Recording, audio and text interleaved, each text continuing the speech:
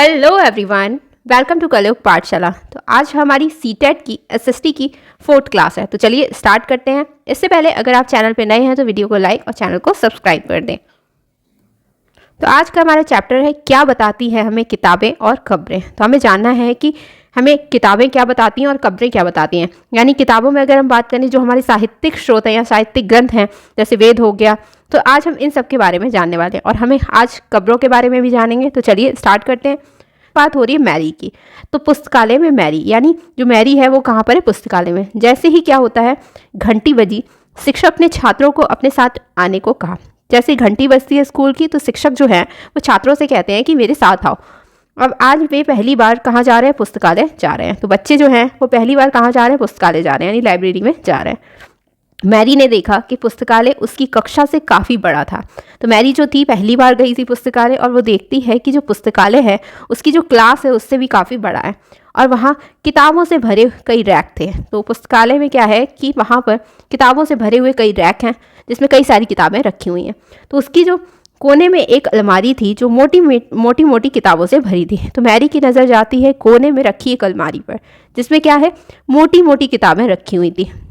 तो मैरी जो थी वो एक अलमारी खोलने की कोशिश करने लगती है, जिसको देखकर शिक्षक कहते हैं कि उस अलमारी में अलग अलग धर्मों से जुड़ी हुई महत्वपूर्ण किताबें हैं। तो उसकी जो टीचर हैं वो कहती हैं कि उस अलमारी में, यानी जिस अलमारी को वो खोल रही थी, उसमें अलग अलग धर्मों से जुड़ी हुई महत्वपूर्ण किताबें हैं। क्या फिर वो कहते हैं कि क्या तुम्हें मालूम है कि हमारे पास वेदों का भी एक संग्रह है।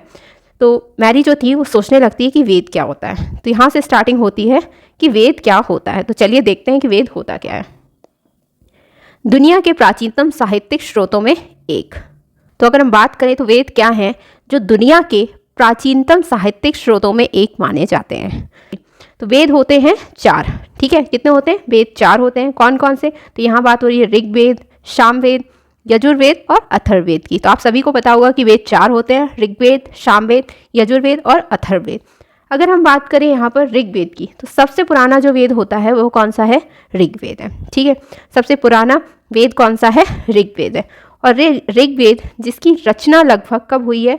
3500 साल पहले हुई है। कब हुई है? 3500 साल पहले हुई है, यानी ऋग्वेद जो है उसकी रचना 3500 साल पहले हुई है। अगर हम बात करें यहाँ पर ऋग्वेद में, उसमें ऋग्वेद में 1000 से ज़्यादा प्रार्थनाएं हैं। यहाँ पर ऋग्वेद जो है इसमें 1000 से ज़्यादा प्रार्थनाएं हैं और इन प्रार्थनाओं को क्या कहा जाता है? सूक्त कहा जाता है। ये इंपॉर्टेंट है। सूक्त का मतलब क्या होता है? तो सूक्त का मतलब होता है अच्छी तरह से बोला हुआ, यानी जो प्रार्थनाएं हैं उनको अच्छी तरह से बोलना क्या कहलाता है? सूक्त कहलाता है। तो चलिए अब इसके बारे में अगर हम बात करें तो यहाँ से कैसे क्वेश्चन बनते हैं उनके बारे में बात करेंगे। तो ये विभिन्न देवी देवताओं की स्तुति में रचे गए हैं और जो ये सूक्त हैं ये किस पर रचे गए हैं? तो सूक्त प्रार्थनाएं हैं। और ये प्रार्थनाएं किसके लिए रची जाएंगी? तो ये प्रार्थनाएं रची गई हैं देवी देवताओं की स्तुति में। इनमें से अगर हम बात करें जो इन देवी देवताओं में भी 3 देवता बहुत महत्वपूर्ण माने जाते हैं। कितने? 3 देवता हैं वो बहुत महत्वपूर्ण माने जाते हैं। तो वो कौन कौन से हैं? तो उनमें आ जाते हैं अग्नि, इंद्र और सोम।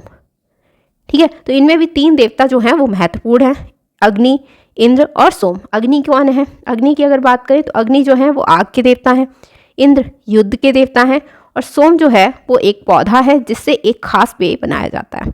ठीक है, तो यहाँ पर आपके कई सारी चीज़ें क्लियर हो गई होंगी आपको कि वेद कितने होते हैं? 4 होते हैं, ऋग्वेद, यजुर्वेद, सामवेद, यजुर्वेद और अथर्ववेद। अब हम यहाँ अगर बात करें तो यहाँ पर हमें बात करनी है ऋग्वेद की, जहाँ से क्वेश्चंस बनते हैं। तो ऋग्वेद की अगर हम बात करें तो ये जो है सबसे प्राचीन माना जाता है, यानी सबसे पुराना वेद है।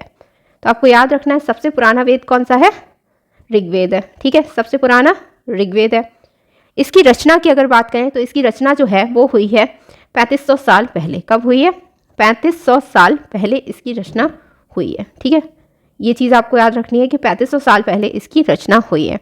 अगर हम बात करें ऋग्वेद की तो ऋग्वेद में कितने, यहाँ बोला गया है कि ऋग्वेद में 1000 से ज़्यादा प्रार्थनाएं हैं जिन्हें क्या कहा जाता है? सूक्त। तो 1000 से ज़्यादा है, इसका मतलब अगर हम बात करें तो ऋग्वेद में 1028 सूक्त हैं। ये चीज़ आपको याद रखनी है कि ऋग्वेद में कितने सूक्त हैं? 1028 सूक्त हैं। और इन सूक्तों में भी किसका वर्णन किया गया? और इन सूक्तों में भी आपने देखा कि इसमें ये सूक्त रचे गए हैं देवी देवताओं की स्तुति के लिए। किसकी? जो देवी देवता हैं उनकी स्तुति के लिए रचे गए हैं। देवी देवताओं की स्तुति के लिए इनकी रचना की गई है। ठीक है, देवी देवताओं की स्तुति के लिए इनकी रचना की गई है। ठीक, अब इन देवी देवताओं में भी अगर हम बात करें तो इनमें 3 देवता जो महत्वपूर्ण माने जाते हैं। इनमें भी 3 देवता हैं, जो 3 देवता जो हैं वो महत्वपूर्ण हैं।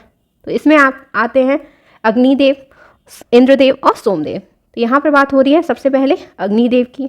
तो अग्नि, दूसरे देवता हैं इंद्र और तीसरे हैं सोम। ठीक है, तो अग्नि, इंद्र और सोम, तो आप इनको याद रखेंगे। अगर हम बात करें तो अग्नि जो है वो आग के देवता हो गए। किसके? आग के देवता।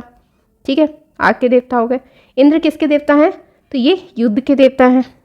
ठीक है, और सोम क्या है? तो सोम जो है वो एक पौधा है। ठीक है, क्या है? एक पौधा है, एक पौधा है। और इससे क्या होता है? एक खास पेय बनाया जाता है। क्या बनाया जाता है? एक खास पीने वाला पेय बनाया जाता है। तो खास पेय इससे बनाया जाता है। ठीक, तो ये चीज़ें आप याद रखेंगे। यहाँ पर आपसे पूछा जा सकता है कि ऋग्वेद में कितने सूक्त हैं, या फिर ऋग्वेद में किन देवताओं का वर्णन किया गया है। तो आपको ये चीज़ें पता होनी चाहिए, तभी आप ये कर पाएंगे। चलिए अब इसके बारे में अगर आगे बात करी जाए तो वैदिक प्रार्थनाओं की जो रचना है वो किसने की है? तो वैदिक प्रार्थनाओं की जो रचना है वो ऋषियों ने की थी। किसने? ऋषियों ने की थी। यानी जो वैदिक प्रार्थनाएं हुआ करती थी उनकी रचना कौन करते थे? ऋषि करते थे।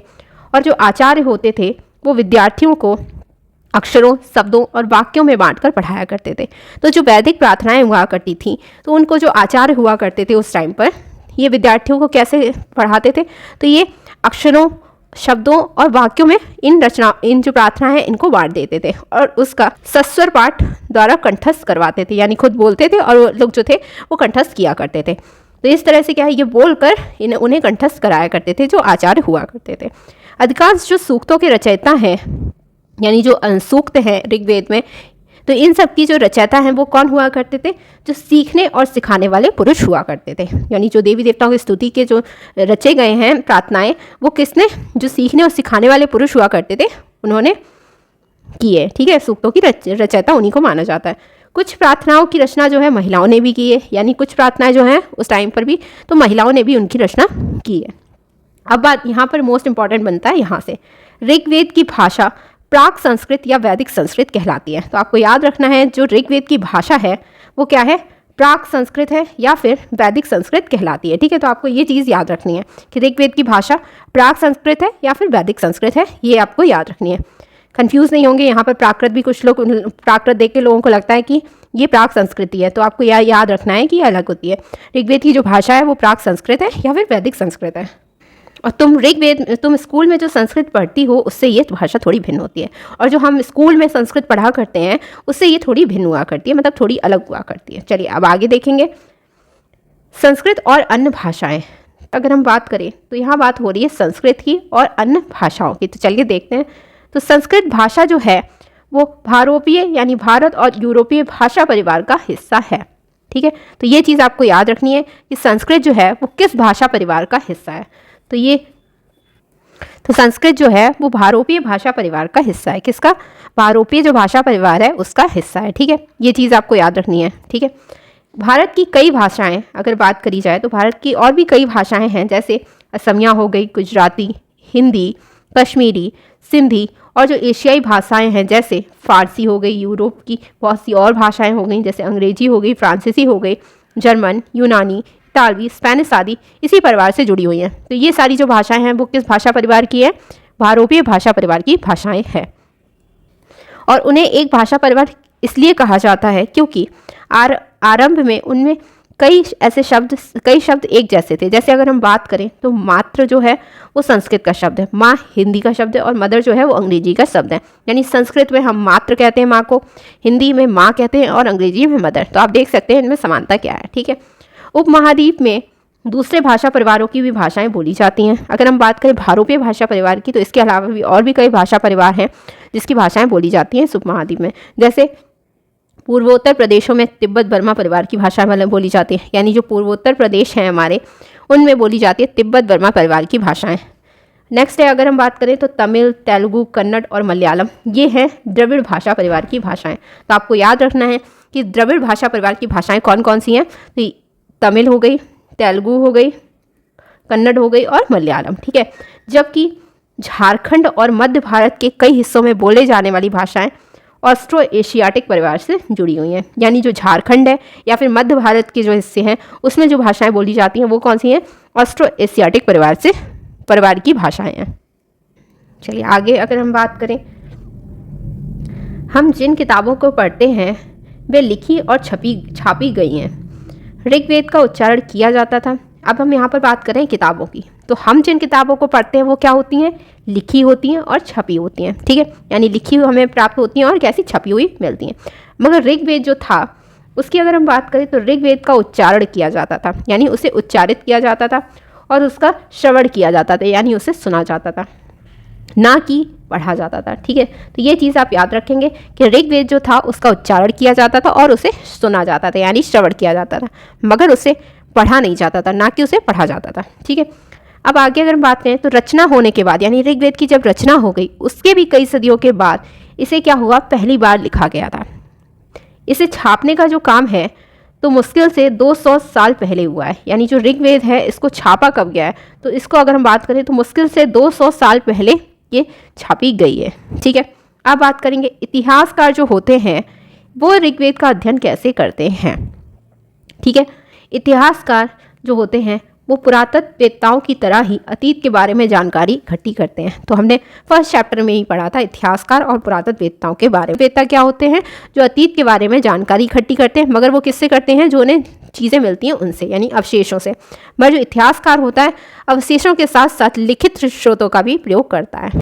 वो जो लिखी हुई चीज़ें हमें मिलती हैं वो भी इतिहासकार उनका अध्ययन करते हैं। तो चलिए यहाँ पर वही पॉइंट है, इतिहासकार जो हैं वो पुरातत्ववेत्ताओं की तरह ही क्या करते हैं, अतीत के बारे में जानकारी इकट्ठी करते हैं, लेकिन भौतिक अवशेषों के अलावा वे लिखित स्रोतों का भी उपयोग करते हैं। तो अगर हम यहाँ पर याद रखें तो जो इतिहासकार होते हैं वो क्या करते हैं, यहाँ पर अतीत के बारे में जानकारी इकट्ठा करते हैं। ठीक है, अतीत के बारे में जानकारी इकट्ठा करते हैं। ठीक है, अतीत के बारे में जानकारी इकट्ठा करते हैं। और अगर ये बात करें तो कैसे, तो ये भौतिक अवशेषों के साथ साथ, ठीक है, किसके साथ, एक अवशेष जो होते हैं इसके साथ साथ जो लिखित साक्ष्यों का ये अध्ययन करते हैं।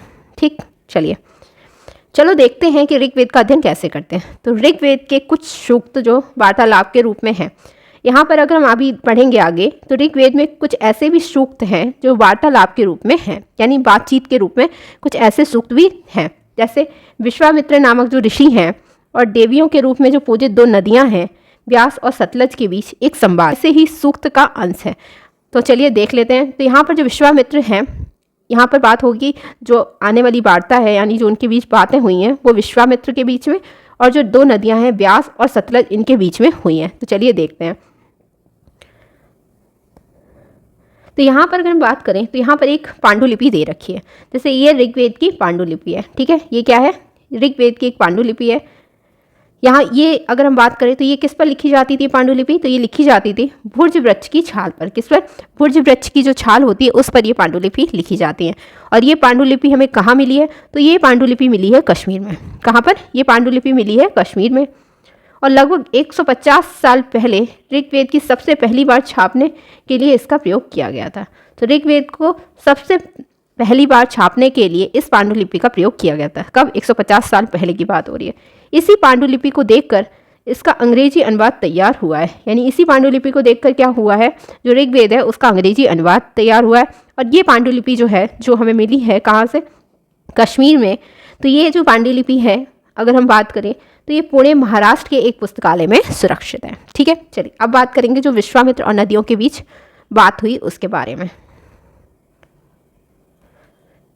तो यहाँ पर बात हुई है विश्वामित्र और 2 नदियों के बीच। जो नदियाँ कौन कौन सी हैं, व्यास और सतलज नदियाँ। ठीक है, चलिए तो विश्वामित्र कहते हैं कि हे नदियों, अपने बछड़ों को चाटती हुई 2 दमकती गायों की तरह, 2 फुर्तीले घोड़ों की चाल से, यानी जो 2 दमकती गायों की तरह बोला गया है, ये जो है ये गायों का प्रयोग किया गया है इन दोनों नदियों के लिए। और इनकी जो रफ्तार है उसका जो तुलना की गई है वो घोड़ों की चाल से की गई है।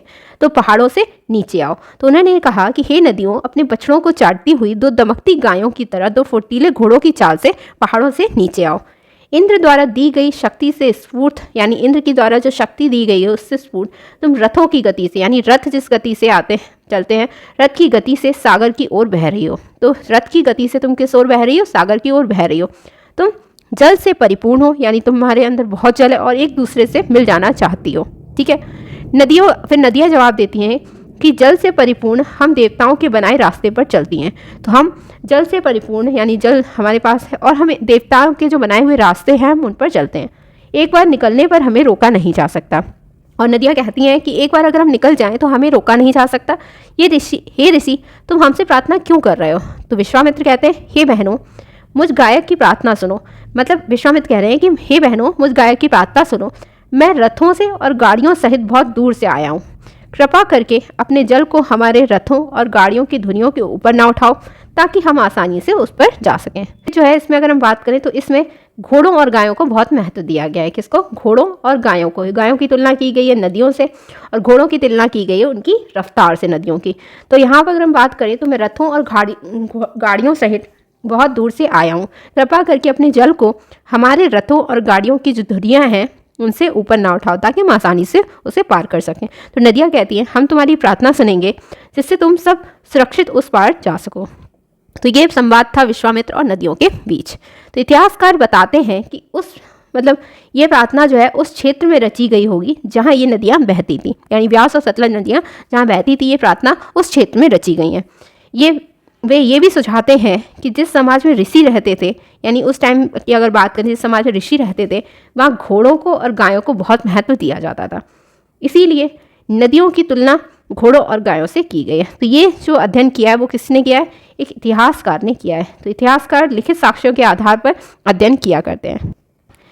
ऋग्वेद की प्रार्थनाओं में अगर हम बात करें तो ऋग्वेद की प्रार्थनाओं में अन्य दूसरी नदियों जैसे खासकर बात करें तो सरस्वती, सिंधु और इसकी सहायक नदियों का भी जिक्र किया गया है। ठीक है, मगर अगर बात करें गंगा और यमुना की तो इनका उल्लेख सिर्फ एक बार हुआ है। तो आपको ये चीज़ याद रखनी है कि ऋग्वेद में गंगा और यमुना जो नदियां हैं इनका उल्लेख सिर्फ एक बार किया है। और भी कौन कौन सी नदियों का उल्लेख किया गया है? तो सरस्वती नदी का, सिंधु नदी का और उसकी जो सहायक नदी है सिंधु की, उनका जिक्र किया गया है। ठीक है, चलिए ऋग्वेद में मवेशियों, बच्चों, खासकर जो पुत्र होते हैं उनके बारे में और घोड़ों की प्राप्ति के लिए अनेक प्रार्थनाएं हैं। यानी ऋग्वेद जो है उसमें किन के बारे में अगर अनेक प्रार्थनाएं हैं तो आपको याद रखना है मवेशियों के बारे में, बच्चों यानी खासकर पुत्रों की प्राप्ति के लिए कई प्रार्थनाएं और घोड़ों की प्राप्ति के लिए कई प्रार्थनाएं। अब बात करें अगर घोड़ों की तो घोड़ों को लड़ाई में रथ खींचने के काम में लाया जाता था। यानी उस टाइम पर जो लड़ाइयाँ लड़ी जाती थी उसमें घोड़ों को किस कार्य में लाया जाता था? रथ को खींचने के काम में लाया जाता था। और इन लड़ाइयों में क्या जीत कर लाए जाते थे? तो ये जो लड़ाइयाँ हुआ करती थी इन लड़ाइयों में मवेशी जो होते हैं उनको जीत कर लाए जाते थे। ठीक है, क्या लाए जाते थे? इन लड़ाइयों में मवेशी जीत कर लाए जाते थे। और ये जो लड़ाइयाँ हैं ये क्यों लड़ी जाती थी? तो ये लड़ाइयाँ कई कारणों से लड़ी जाती थी। लड़ाइयाँ जैसे ज़मीन के लिए भी लड़ी जाती थी। ठीक है, किसके लिए? ज़मीन के लिए, जहाँ पर अच्छे चारागाह हों और जहाँ पर जौ जैसी जल्दी तैयार हो जाने वाली फसलों को उपजाया जा सकता हो। यानी ये लड़ाइयाँ जो थी वो किस लिए? ज़मीन के लिए लड़ी जाती थी। और ज़मीन ऐसी कि जहाँ पर अच्छे चारागाह हों और ऐसी ज़मीन जहाँ पर जौ जैसी जो फसलें हैं वो जल्दी तैयार हो जाती हों। कुछ लड़ाइयाँ जो होती थी वो किस लिए लड़ी जाती थी? पानी के स्रोतों के लिए। किस लिए? पानी के जो स्रोत होते हैं उनके लिए और लोगों को बंदी बनाने के लिए। तो ऋग्वेद में भी अगर हम बात करें तो लड़ाइयाँ किस लिए लड़ी जा रही हैं? ज़मीन के लिए लड़ी जा रही हैं। ठीक है, और पानी के लिए लड़ी जा रही हैं और लोगों को बंदी बनाने के लिए लड़ी जा रही हैं। और उस टाइम पे भी जो प्रार्थना है अगर हम बात करें तो मवेशियों के लिए और खासकर पुत्रों की प्राप्ति के लिए और घोड़ों की प्राप्ति के लिए अनेक प्रार्थनाएं ऋग्वेद में पढ़ने थे। चलिए अब अगर हम बात करें जो युद्ध में जीते हुए धन की बात करें तो युद्ध में जीते गए धन, तो धन जो होता था यहाँ पर अगर हम बात करें धन की तो ये लोग जो युद्ध में धन जीते थे उसका क्या करते थे? तो कुछ भाग जो होता था वो सरदार रख लेता था। यानी युद्ध में जीता हुआ धन का कुछ भाग कौन रख लेता था? जो सरदार होता था वो रख लेता था। कुछ हिस्सा जो होता था वो कौन रख लेता था? पुरोहित। ठीक है, कुछ सरदार कुछ पुरोहित और जो बचता था यानी शेष धन जो होता था वो किसको दिया जाता था? आम लोगों में बांट दिया जाता था। ठीक है, किसमें? आम लोग जो होते हैं उनमें बांट दिया जाता था। कुछ धन जो होता था वो यज्ञ के लिए भी प्रयुक्त होता था। यानी कुछ धन किसमें? यज्ञ के लिए भी प्रयोग किया जाता था। यज्ञ में आहुति भी दी जाती थी। तो आपको ये याद रखना है कि धन जो होता था युद्ध में जीता हुआ वो किस केस में खर्च किया जाता था। तो आपको याद रखना है तो सरदार होता था वो कुछ धन रख लेता था, कुछ जो होते थे वो पुरोहित रख लेते थे, कुछ यज्ञ में लगा दिया जाता था और जो बचता था वो आम लोगों को दे दिया जाता था। ठीक है, तो कुछ हिस्सा पुरोहित को, शेष धन आम लोगों में और कुछ धन यज्ञ करने के लिए प्रयुक्त होता था। अगर यज्ञ की बात करें तो यज्ञ की आग में आहुति भी दी जाती थी। ये आहुतियाँ किसकी होती थी? ये आहुतियाँ जो होती थी वो किसको दी जाती थी? तो ये आहुतियाँ देवी देवताओं को दी जाती थी। और किसकी? घी, अनाज और कभी कभी जानवरों की भी आहुति दी जाती थी। और ये आहुतियाँ होती किसकी थी? तो ये आहुतियाँ कभी घी की दी जाती थी, कभी अनाज की दी जाती थी, और कभी कभी जो जानवरों की भी आहुति दी जाती थी, यानी यहाँ पर बलि दी जा रही है। ठीक है। अधिकांश पुरुष जो होते थे इन युद्धों में भाग लेते थे। तो जो युद्ध हुआ करते थे उनमें जो अधिकांश पुरुष रहते थे भाग लिया करते थे। उस टाइम कोई स्थायी सेना नहीं होती थी, यानी ऋग्वैदिक काल में उस टाइम पर कोई स्थायी सेना नहीं होती थी, लेकिन लोग सभाओं में मिलते जुलते थे। कब मिलते थे? सभाओं में मिला जुला करते थे और युद्ध और शांति के विषय में सलाह मशविरा किया करते थे। वहाँ ये ऐसे लोग को अपना सरदार चुनते थे जो बहादुर और कुशल योद्धा हो। ठीक है, चलिए अब बात करेंगे नेक्स्ट, लोगों की विशेषता बताने वाले शब्द। तो ये इंपॉर्टेंट हो जाती है यहाँ पर हेडिंग। लोगों का अगर हम बात करें तो उस टाइम पर भी जो वर्गीकरण था वो काम के आधार पर किया जाता था, भाषा के आधार पर किया जाता था, परिवार या समुदाय के आधार पर किया जाता था, निवास स्थान की कहाँ रहते हैं उसके आधार पर वर्गीकरण किया जाता था, सांस्कृतिक जो परंपराएं हैं उसके आधार पर वर्गीकरण किया जाता था। ठीक है, तो आपको ये चीज़ें याद रखनी है कि लोगों का वर्गीकरण किस आधार पर किया जाता था? काम के आधार पर, भाषा के आधार पर, परिवार या समुदाय के आधार पर, उनके रहने के स्थान पर यानी निवास स्थान के आधार पर, और जो सांस्कृतिक परंपराएं उनके आधार पर किया जाता था। ऋग्वेद में लोगों की विशेषता बताने वाले कुछ शब्द हैं जिनको हम देखने वाले हैं। ऐसे दो समूह हैं, यहाँ पर ऐसे दो समूह हैं जिनका वर्गीकरण किस आधार पर किया गया? काम के आधार पर किया गया है। ठीक है, तो ये चीज़ आपको याद रखनी है कि काम के आधार पर जो वर्गीकरण किया गया इसमें कितने? दो समूह आते हैं। अब उन समूहों की अगर बात करें तो पहला जो है वो है पुरोहित। कौन? पहला पुरोहित, और दूसरे लोग वो थे राजा। तो काम के आधार पर पुरोहित जो थे, जो जिन्हें कभी कभी ब्राह्मण कहा जाता था। क्या कहा जाता था? कभी कभी इन्हें ब्राह्मण कहा जाता था। और ये क्या करते थे? तरह तरह के यज्ञ और अनुष्ठान करते थे।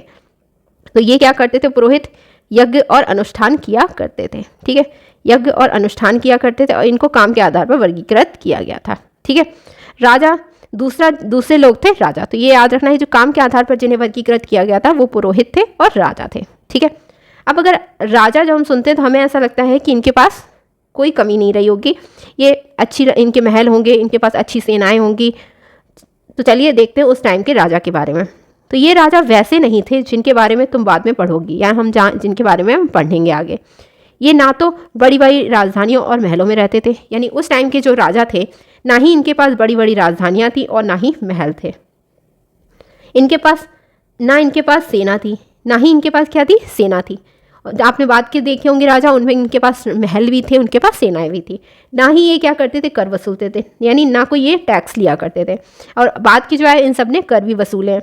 तो प्रायः राजा की मृत्यु के बाद उसका बेटा अपने आप ही शासक नहीं बन जाता था। और उस टाइम पर अगर हम बात करें तो राजा की मृत्यु जब हो जाती थी तो उसका बेटा जो था वो अपने आप ही शासक नहीं बन जाता था। मगर बाद के टाइम में अगर देखा जाए तो ये राजा की मृत्यु होने के बाद उसका जो पुत्र होता था वह राजगद्दी पर बैठता था, मगर ऐसा उस टाइम पर नहीं था। चलिए, जनता या पूरे समुदाय के लिए दो शब्दों का इस्तेमाल होता था। यहाँ अगर आपने देखा कि ये वर्गीकरण किस आधार पर? काम के आधार पर किया गया था। एक था पूरे समुदाय या परिवार के आधार पर। तो यहाँ पर जनता या पूरे समुदाय के लिए किसका? दो शब्दों का इस्तेमाल किया गया है। अब यहाँ पर वो शब्द देखेंगे तो एक था जन, जिसका प्रयोग हिंदी और अन्य भाषाओं में आज भी होता है। दूसरा था विश्व, जिससे वैश्य शब्द निकला है। ऋग्वेद में अगर हम बात करें तो ऋग्वेद में विश्व और जनों के नाम मिलते हैं, इसीलिए हमें पुरुजन या फिर विश्व, भरतजन या फिर विश्व या फिर यदुजन या विश्व जैसे कई उल्लेख मिलते हैं। चलिए अगर हम आगे बात करें तो जिन लोगों ने इन प्रार्थनाओं की रचना की वह कभी कभी खुद को आर्य कहते थे। रचित की गई, यानी जिन लोगों ने इन प्रार्थनाओं की रचना की वे कभी कभी खुद को क्या कहते थे? आर्य कहा करते थे। ठीक है, क्या कहते थे? आर्य कहते थे। और अपने विरोधियों को दास या दस्यु कहते थे। तो ये चीज़ आप याद रखेंगे कि आर्य कौन थे? ये वह लोग थे जिन्होंने इन प्रार्थनाओं की रचना की थी, और विरोधी जो थे उन्हें क्या कहा जाता था? दास या दस्यु कहते थे। अगर हम बात करें दस्यु की तो ये वे लोग थे, यहाँ पर बात हो रही है दस्यु, आप ये याद रखेंगे दास या दस्यु। ठीक है, दास सुन के आपको लग रहा होगा ये बात हो रही है गुलाम की, मगर ये बात यहाँ पर गुलाम वाली नहीं हो रही है। यहाँ पर बात हो रही है ये वे लोग थे, यानी ये दास या दस्यु वे लोग थे जो यज्ञ नहीं करते थे और शायद दूसरी भाषाएं बोलते थे। ठीक है। तो ये वे लोग थे जो यज्ञ नहीं किया करते थे और शायद दूसरी भाषाएं बोला करते थे। मगर अगर हम बाद के समय की बात करें, जिस समय, तो बाद का जो समय आता है उसमें जो दास है, अगर हम इसका स्त्रीलिंग की बात करें तो इसका स्त्रीलिंग दासी होता है, दास का दासी। इस शब्द का मतलब गुलाम हो गया। मगर पहले दास और दासियों का मतलब क्या था, ऐसे लोग हुआ करते थे जो यज्ञ नहीं करते थे और दूसरी भाषाएं बोला करते थे। और बाद का जो समय आया उसमें दास का मतलब क्या हो गया, गुलाम। दास वे स्त्री और पुरुष होते थे जिन्हें युद्ध में बंदी बनाया जाता था। ठीक है, तो दास कौन होते थे, वे स्त्री और पुरुष हुआ करते थे जिन्हें क्या करते थे, युद्ध में बंदी बनाया जाता था और उन्हें उनके मालिक की जायदाद माना जाता था, यानी जो मालिक हुआ करता था उसकी जायदाद माना जाता था ये जो दास हुआ करते थे। जो भी काम मालिक चाहते थे उन्हें वह सब करना पड़ता था, यानी वो वहाँ पर गुलामी करते थे उनके जो मालिक होते थे उन्हें जो भी काम करने को कहते थे उन्हें वो करना पड़ता था, क्योंकि वो उनके यहाँ पर युद्ध में बंदी बनाकर लाए गए हैं। ठीक है, चलिए, जिस युग में उपमहाद्वीप के उत्तर पश्चिम में ऋग्वेद की रचना हो रही थी, मतलब यहाँ पर बात हो रही थी, अभी तक हमने जितनी बात करी वो सारी ऋग्वेद की बात कर रहे थे। तो ऋग्वेद में ही अगर अगर वहाँ पे आपसे दास पूछा जाएगा ऋग्वेद के अनुसार, तो वे दास थे जो यज्ञ नहीं करते थे, शायद दूसरी भाषाएं बोलते थे। मगर बाद का समय जो आया वो गुलाम वाला था। यहाँ पर जो राजा हुआ करते थे उनके जो यहाँ पे मालिक रहते थे उनकी बातें इन्हें मानना पड़ा करती थी, तो ऐसे लोग गुलाम कहलाते थे। अब बात करें यहाँ पर आगे, तो उपमहाद्वीप का उत्तर पश्चिम के जो क्षेत्र था उसमें ऋग्वेद की रचना हो रही थी, पर उसी समय दूसरी जगह पर एक अलग तरह का विकास हो रहा था। तो चलिए देखते हैं नेक्स्ट। अब यहाँ पर बात करने वाले खामोश प्रहरी, कहानी किसकी है, महापाषाणों की। और ये महापाषाण क्या है, कब्रें हैं। तो चलिए देख लेते हैं। तो ये शिलाखंड, यानी ये जो शिलाखंड होते थे, यानी पत्थरों के खंड हुआ करते थे। महापाषाण यानी बड़ा पत्थर, महापाषाण का बात करें तो महा मतलब बड़ा और पाषाण यानी पत्थर नाम से जाने जाते हैं। ये जो शिलाखंड हुआ करते थे ये किस नाम से जाने जाते थे, महापाषाण के नाम से जाने जाते थे। अब अगर बात करें ये महापाषाण है क्या, तो ये पत्थर दफन करने की जगह पर लोगों द्वारा बड़े करीने से लगाए जाते थे। तो यहाँ पर जो महापाषाण है वो बात हो रही है उन पत्थरों की जो कब्रों पर लगाए जाते थे। ये पत्थर वहाँ रखे जाते थे जहाँ पर लोगों को दफनाया जाता था, यानी उनके दफन करने की जो जगह होती थी वहाँ पर लोगों को दफनाया जाता था और वहाँ पर ये पत्थर रखा जाता था। महापाषाण कब्रें, जो ये महापाषाण जो कब्रें हैं, यानी बड़े पत्थर की जो कब्रें बनाने की स्टार्टिंग है वो शुरू होती है लगभग 3000 साल पहले, यानी महापाषाण कब्रें बनाने की जो प्रथा है वो लगभग 3000 साल पहले शुरू हुई थी। तो आपको ये पॉइंट याद रखना है, यहाँ से क्वेश्चन बनने के चांसेस रहते हैं। यह प्रथा जो है वो दक्कन, दक्षिण भारत, उत्तर पूर्वी भारत और कश्मीर में प्रचलित थी। और ये भी चीज़ आपको याद रखनी है कि जो ये महापाषाण कब्रें बनाने की जो प्रथा थी ये कहाँ पर प्रचलित थी, तो ये दक्कन में, दक्षिण भारत के हिस्से में, उत्तर पूर्वी भारत में और कश्मीर में प्रचलित थी। ठीक है, कुछ महत्वपूर्ण अब हम बात करने वाले हैं नेक्स्ट। और यहाँ पर अगर हम बात करें तो कुछ महापाषाण जो थे वो ज़मीन के ऊपर ही दिख जाते थे, यानी कुछ जो महापाषाण यानी बड़े पत्थर थे वो हमें कहाँ, ज़मीन के ऊपर ही दिख जाते थे, मगर कुछ महापाषाण जो थे वो ज़मीन के भीतर थे। यानी ये सारी कब्रों की बात हो रही है, तो कुछ कब्रें जो थी वो ज़मीन के ऊपर दिख जाती थी और कुछ जो थी वो ज़मीन के भीतर भी होती थी। चलिए, पुरातत्वविदों को गोलाकार सजाए हुए पत्थर मिलते हैं। क्या होता है, जो पुरातत्वविद हैं उनको कैसे गोलाकार सजाए हुए पत्थर मिले हैं। तो आप देख सकते हैं यहाँ पर कैसे गोलाकार सजाए हुए पत्थर दिखाए गए हैं। कई बार अकेला खड़ा हुआ पत्थर मिलता है और कई बार कैसा एक सिर्फ सिंगल पत्थर वहाँ पे खड़ा मिलता है। यही एकमात्र प्रमाण है जो ज़मीन के नीचे कब्रों को दर्शाते हैं, यानी जहाँ पर ऊपर दिख रहे हैं पत्थर तो वहाँ आपको क्लियर है कि वहाँ पर कब्र है, मगर अगर आपको सिर्फ पत्थर दिख रहा है बड़ा, तो उससे सिर्फ आप एक पत्थर खड़ा है तो आप सिर्फ उससे अंदाज़ा लगा सकते हैं कि इसके नीचे भी एक कब्र रही होगी। महापाषाणों के निर्माण के लिए, यानी कब्रों के निर्माण के लिए लोगों को कई तरह के काम करने पड़ते थे। हमने तो अगर हम बात करें तो ऐसे कौन से कार्य थे जो उन लोगों को करने पड़ते थे, जैसे गड्ढे को खोदना, शिलाखंडों को ढोकर लाना, बड़े बड़े पत्थरों को तराशना और मरे हुए को दफनाना। तो ये सारे कार्य करने पड़ते थे लोगों को महापाषाणों के निर्माण के लिए। चलिए, इन सब अगर हम अब बात करें यहाँ पर इन सब कब्रों में कुछ समानताएं थीं। अब उन समानताओं को देखेंगे कैसे। तो इन कब्रों में कुछ समानताएं थीं। मृतकों को खास किस्म की मिट्टी के बर्तनों के साथ दफनाया जाता था। यहाँ पर जो मृतक होते थे उनको एक खास किस्म की क्या होती थी, मिट्टी होती थी और उसके बर्तन बनाए जाते थे और उन बर्तनों के साथ मृतकों को दफनाया जाता था। और ये बर्तन जो होते थे काले लाल मिट्टी के बर्तन हुआ करते थे, या फिर कह सकते हैं ब्लैक एंड रेड वेयर होते थे, कह सकते हैं। इनके साथ ही मिले और क्या क्या चीज़ें मिली हैं इन बर्तनों के साथ साथ, और क्या क्या मिला है इन मृतकों के साथ। तो इसके साथ इन्हें लोहे के औजार मिले हैं और हथियार मिले हैं। यानी इन कब्रों में और क्या क्या है, इनमें लोहे के औजार और हथियार भी मिले हैं, घोड़े के भी कंकाल मिले हैं, और भी सामान तथा पत्थर और सोने के गहने भी मिले हैं। तो ये चीज़ें आपको याद रखनी है कि क्या क्या मिला है इन कब्रों के साथ। ठीक है, चलिए नेक्स्ट अगर बात करी जाए, लोगों की सामाजिक असमानताओं के बारे में पता करना। अब हम जानेंगे कि जो उस टाइम के लोग थे उनकी जो सामाजिक असमानताएं हैं उनके बारे में हम कैसे पता कर सकते हैं। तो सामाजिक असमानता हमें पता चलती है कि उस टाइम पर भी जो है गरीबी और अमीरी का जो देखने को मिलती है। जैसे ये मान सकते हैं कि पुरातत्वविद जो है ये मानते हैं कि कंकाल के साथ पाई गई चीज़ें मरे हुए व्यक्ति की ही रही होंगी।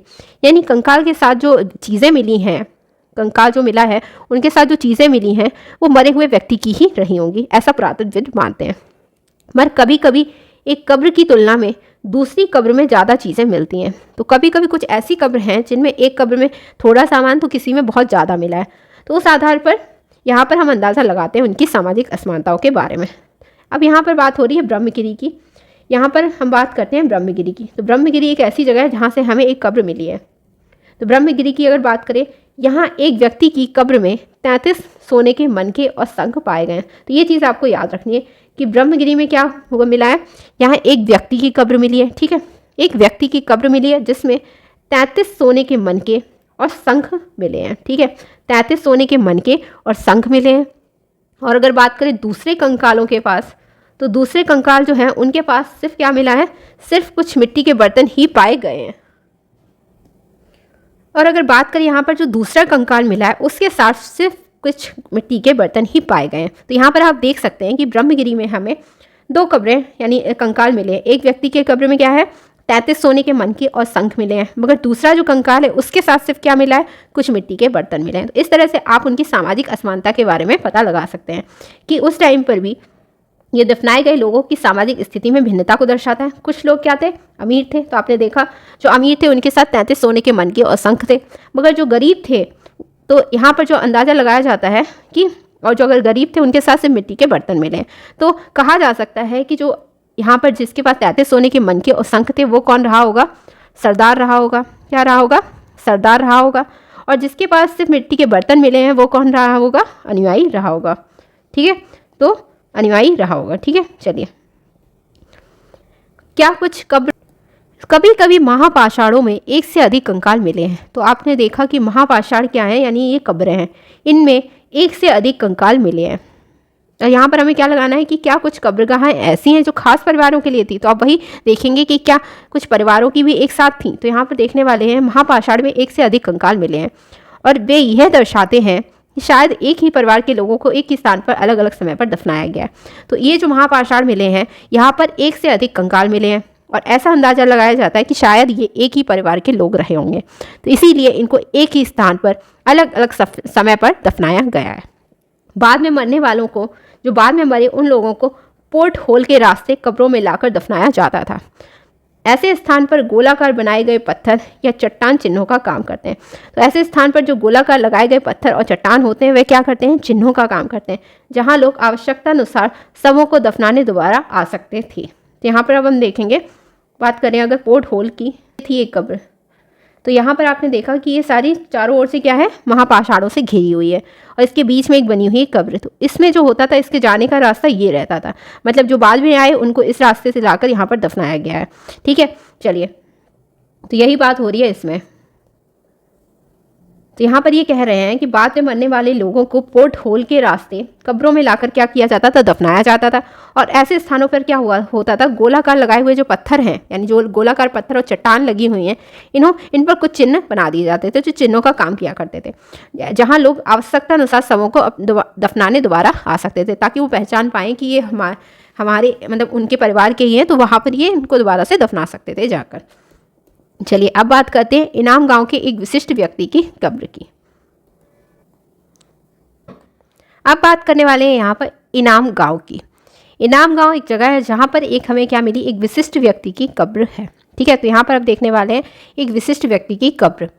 इनाम गांव को अगर हम बात करें तो इनाम गांव कहाँ पर है, इसकी बात करते हैं। तो इनाम गांव जो है ये भीमा की जो सहायक नदी है, यानी भीमा जो नदी है उसकी एक सहायक नदी है घोड़, उसके किनारे एक जगह है इनाम गांव। ठीक है, तो आपको लोकेशन पता चल गई कहाँ पर है। भीमा की जो सहायक नदी घोड़ है इसके किनारे पर ये जगह स्थित है इनाम गांव। इस जगह पर हमें 3600 से 2700 साल पहले लोग यहाँ रहा करते थे। इस जगह की बात करी जाए तो इस जगह पर जो लोग हैं वो 3600 से लेकर 2700 साल पहले लोग यहाँ रहा करते थे। यहाँ जो वयस्क लोग हैं उनको प्रायः गड्ढे में सीधा लिटाकर दफनाया जाता था, यानी जो वयस्क हुआ करते थे उनको गड्ढे में सीधा लिटाकर दफनाया जाता था और उनका जो सिर होता था वह उत्तर की ओर होता था। कई बार उन्हें घर के अंदर ही दफनाया जाता था और ऐसे बर्तन जिनमें शायद खाना और पानी हो दफनाए गए सबके पास रख दिए जाते थे। और एक आदमी जो है उसको 5 कमरे वाले मकान के आंगन में 4 पैरों वाली मिट्टी के एक बड़े से संदूक में दफनाया जाता था। चलिए अब इसको अगर हम यहाँ पर जाने तो आपको कई सारी यहाँ पर चीज़ें याद रखनी है। सबसे अगर पहली बात करें तो इनाम गांव की लोकेशन, ये कहाँ पर है? ये भीमा की जो सहायक नदी है घोड़, उसके किनारे एक जगह है इनाम गाँव। यहाँ पर अगर हम बात करें तो 3600 से 2700 साल पहले लोग रहते थे।